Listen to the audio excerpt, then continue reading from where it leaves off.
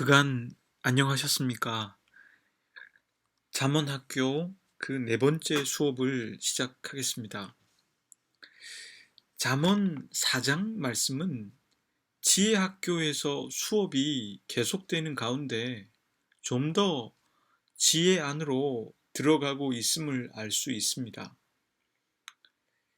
잠언 4장의 수업은 세 단락으로 구분해서 진행하고 있습니다. 첫째 부분에서는 스승 역시도 자신의 스승에게 지혜를 배웠다고 전하며 스승이 알려준 내용을 자신의 제자들에게 알려줍니다. 둘째 부분에서는 지혜의 길과 악인의 길을 대조하고 있습니다. 셋째 부분에서는 무엇보다 생명의 근원이 되는 마음을 잘 지키라고 강조하고 있습니다. 그럼 잠언 4장의 말씀을 제가 봉독하겠습니다.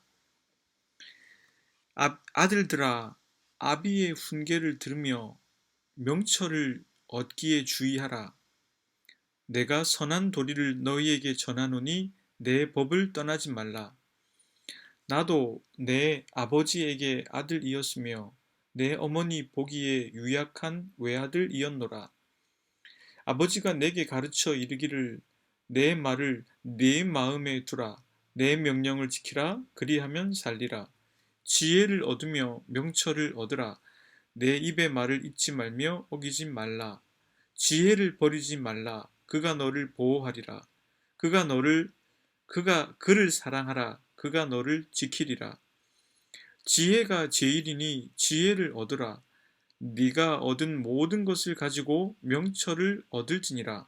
그를 높이라. 그리하면 그가 너를 높이 들리라. 만일 그를 품으면 그가 너를 영화롭게 하리라. 그가 아름다운 간을 네 머리에 두겠고 영화로운 면류관을 네게 주리라 하셨느니라. 내 아들아 들으라. 내 말을 받으라. 그리하면 네 생명의 해가 길리라. 내가 지혜로운 길을 네게 가르쳤으며 정직한 길로 너를 인도하였은즉 다닐 때에 네 걸음이 곤고하지 아니하겠고 달려갈 때에 실족하지 아니하리라. 훈계를 굳게 잡아 놓치지 말고 지키라. 이것이 네 생명이라. 사악한 자의 길에 들어가지 말며 악인의 길로 다니지 말지어다. 그의 길을 피하고 지나가지 말며 돌이켜 떠나갈지어다. 그들은 악을 행하지 못하면 자지 못하며 사람을 넘어뜨리지 못하면 잠이 오지 아니하며 불의의 떡을 먹으며 강포의 술을 마심이니라. 의인의 길은 돋는 햇살 같아서 크게 빛나 한낮의 광명에 이르거니와 악인의 길은 어둠 같아서 그가 걸려 넘어져도 그것이 무엇인지 깨닫지 못하느니라. 내 아들아, 내 말에 주의하며 내가 말하는 것에 네 귀를 기울이라. 그것을 네 눈에서 떠나지 말게 하며 내 마음 속에 지켜라. 그것을 얻는 자에게 생명이 되며 그의 온 유체의 건강이 됨이니라. 무릇 지킬 만한 것 중에 더욱 네 마음을 지켜라. 생명의 근원이 이에서 남이니라. 구부러진 말로 네 입에서 버리며 비뚤어진 말을 네 입술에서 멀리하라. 네 눈을 바로 보며 네 눈꺼풀을 네 앞에 곧게 살펴 네 발이 행할 길을 평탄하게 하며 네 모든 길을 든든히 하라. 좌로나 우로나 치우치지 말고 네 발을 악에서 떠나게 하라. 아멘. 봉독한 잠언 4장을 통해서 저는 여러분들에게 다음 세 가지를 전하고자 합니다. 첫째는 지혜학교의 스승인 현자가 자신의 제자들에게 가르치고 있는 가운데 자신도 자신의 스승에게 배웠다는 것을 강조하는 부분에서입니다. 스승은 자신도 다음과 같은 말로 스승에게 배웠다는 것을 말합니다. 본문 3절의 말씀입니다. 나도 내 아버지에게 아들이었으며 내 어머니 보기에 유약한 외아들이었노라. 지금 현자가 되어 지혜 학교에서 제자들을 가르치고 있는 이 스승 역시도 아버지와 어머니에겐 유약한 외아들이었다고 적었습니다. 유약한이라는 단어의 의미는 아직 몸과 정신이 성숙하지 못해 연약하다는 것을 뜻합니다. 지금은 현인이 되어 지혜학교에서 제자들을 가르치는 아버지가 되었지만 그도 어린 시절에는 귀여움을 받던 아들이었고 아버지와 어머니의 슬하에서 배울 수밖에 없었던 연약한 존재였다는 것입니다. 이 과정은 사실 그 누구라도 거쳐야만 하는 과정입니다. 신학자 폭스는 그러하기 때문에 이 잠언 4장의 앞부분을 기업으로서의 지혜라 했습니다. 마치 자녀에게 재산을 상속하듯 지혜가 대를 이어 상속되고 있다는 것을 뜻합니다. 스승은 자신의 스승에게 이와 같은 가르침을 들었다고 하며 본문 7절과 8절을 말합니다. 지혜가 제일이니 지혜를 얻으라. 네가 얻은 모든 것을 가지고 명철을 얻을지니라. 그를 높이라. 그리하면 그가 너를 높이 들리라. 만일 그를 품으면 그가 너를 영화롭게 하리라. 여기서 지혜라고 번역된 단어는 역시 여성 명사입니다. 지혜의 스승은 마치 신을 높이고 경배하듯 그렇게 지혜를 높이고 경배하라고 말합니다. 이는 현자들이 여호와 외에 다른 신적인 존재를 만들려고 하는 뜻이 아닙니다. 여성 지혜는 천지를 창조하시고 우주와 인간 사회를 다스리는 데 드러난 여호와 하나님의 명철과 지식을 상징적으로 의인화해서 표현한 것입니다. 신학교 1학년 때 조직신학 개론 수업에서 배운 것이 기억납니다. 제 조직신학의 스승이었던 몰트만의 제자인 김명용 교수는 독수리의 눈을 보면 하나님의 존재를 알 수 있다고 했습니다. 독수리의 눈알은 마치 정교한 카메라의 렌즈처럼 신비롭다고 했습니다. 이 눈알을 보면서 이런 생각을 할 수밖에 없다 했습니다. 이 눈알은 분명 어떠한 목적을 갖고 디자인되었다고 밖에 말할 수 없을 것이다. 이 눈알을 설계한 존재가 있다는 것을 우리들은 알 수 있다. 이것은 유신론을 증명하는 방법 중에 하나인 목적론적 신존재 증명입니다. 정교하고 신비로운 독수리의 눈알을 통해서 반드시 그러한 목적을 갖고 설계한 신적인 존재를 증명해 나가는 방식입니다. 제가 오랜만에 신학교 1학년 때 적었던 강의 필기 노트를 찾아보니 김명용 교수는 이 이야기를 이렇게 이어갔습니다. 한동대 총장을 지낸 김영길 박사는 과학으로 이 세상의 근원을 탐구하다가 하나님의 존재로서만 설명이 되는 부분이 있어서 결국 그도 그리스도인이 되었다. 저도 지금 여러분들에게 제 스승에게 배운 내용을 그대로 전해서 여러분을 가르치고 있습니다. 그런데 그 의미는 동일합니다.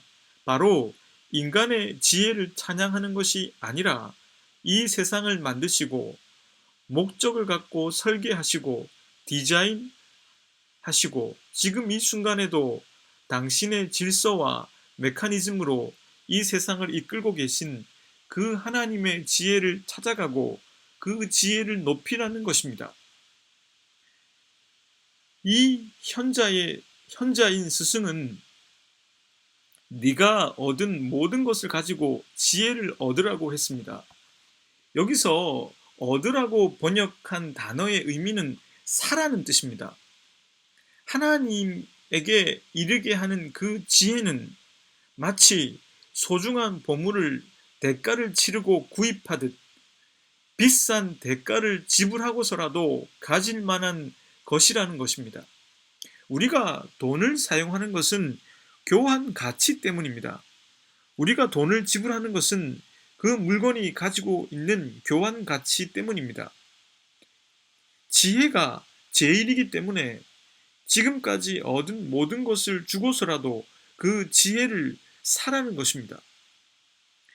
저와 여러분들의 인생에서 가장 중요한 것이 무엇일까요? 무라카미 하루키는 벌스데이 걸이라는 소설을 통해서 우리들에게 질문을 던집니다. 이탈리안 식당에서 웨이트리스로 일하는 한 여자는 20살 생일날 친구에게 부탁을 해서 일을 가지 않으려고 했습니다. 그런데 친구가 아파서 일을 나갈 수 없게 되자 그는 식당으로 일을 가게 됩니다. 그 식당에는 6층에 사장이 살고 있는데 매일 저녁 8시가 되면 매니저가 식사를 가져다 줍니다. 그런데 그날 저녁 매니저는 갑자기 배가 아파오기 시작하고 병원에 갈 수밖에 없었습니다.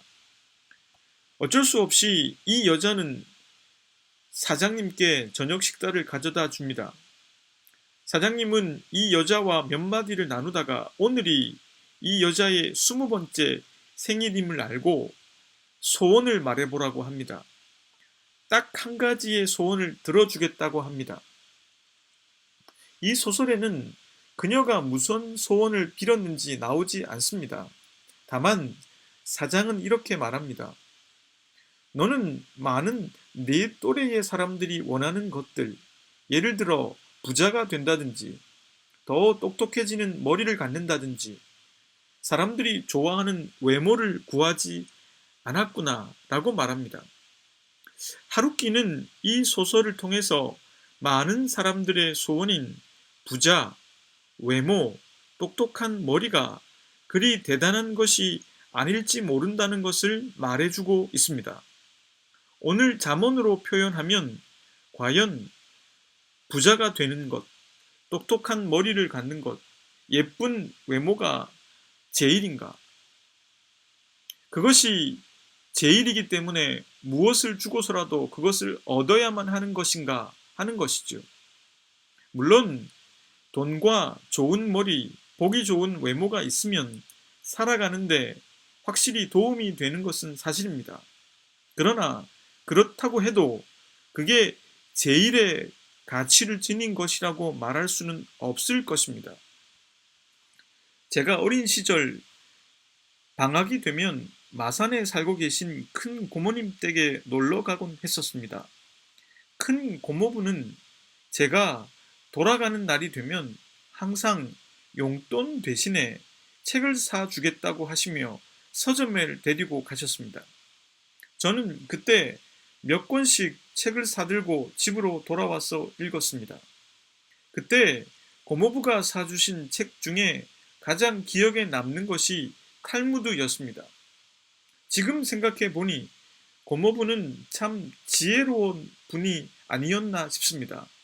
조카가 돈보다 더 귀중한 것이 무엇인지 스스로 깨닫도록 해 주셨으니까 말입니다.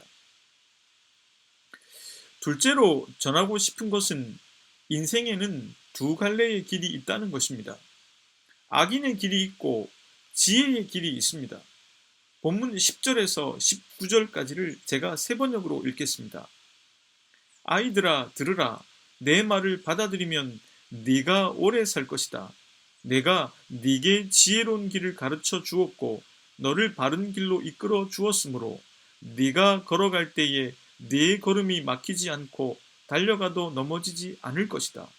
훈계를 놓치지 말고 굳게 잡아라.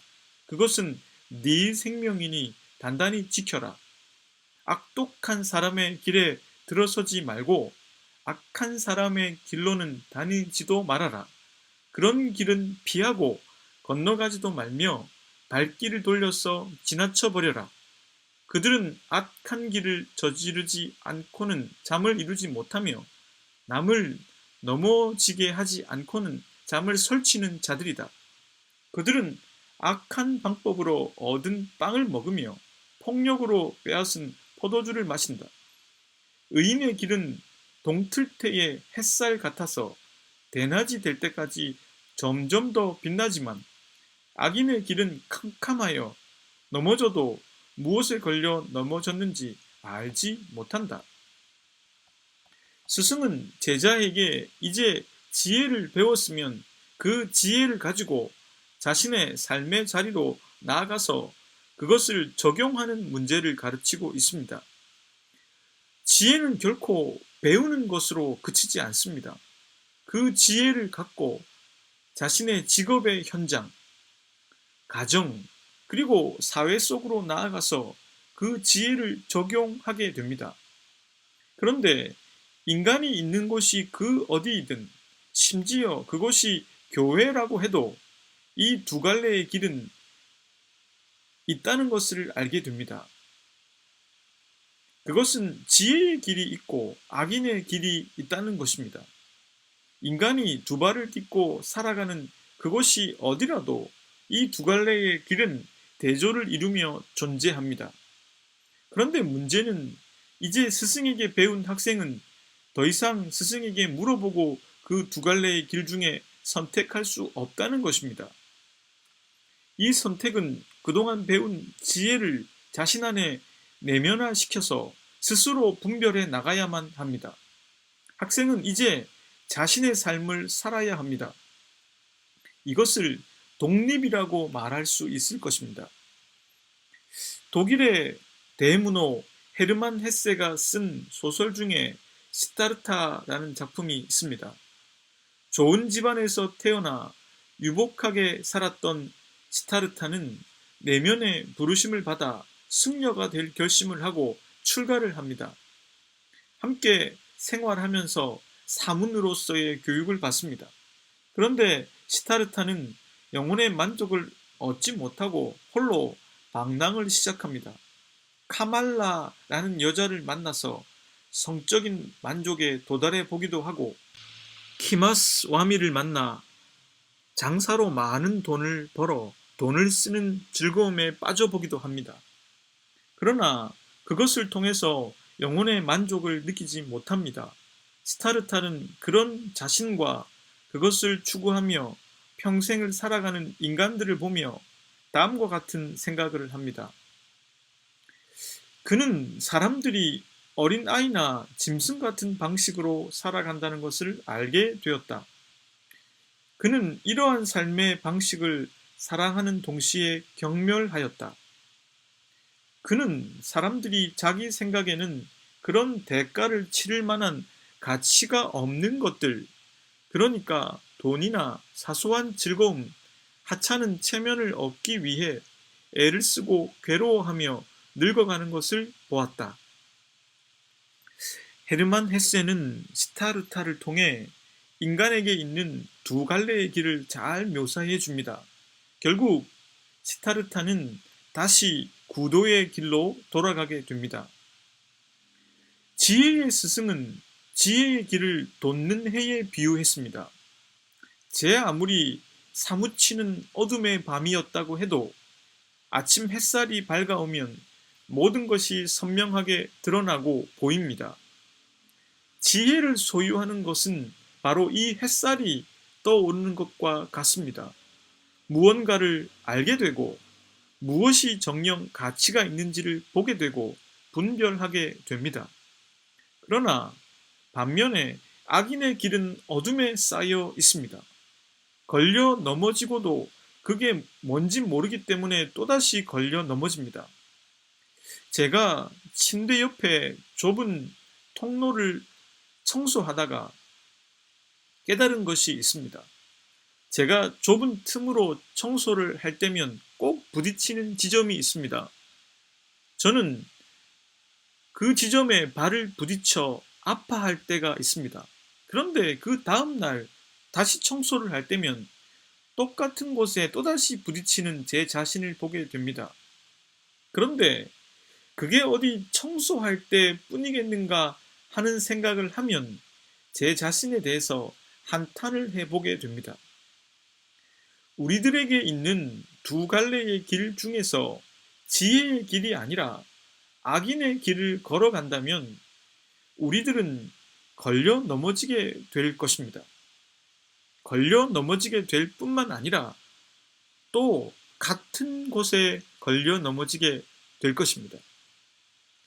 인생의 도상에서 반드시 이 두 갈래의 길을 만나게 될 텐데 우리가 지혜를 배우고 훈련해야 하는 까닭은 바로 걸려 넘어진데 또 걸려 넘어지지 않기 위해서입니다. 셋째로 전하고 싶은 것은 무엇보다 우리들의 마음을 지켜야 한다는 것입니다. 본문 23절의 말씀입니다. 그 무엇보다 너는 네 마음을 지켜라. 그 마음이 바로 생명의 근원이기 때문이다.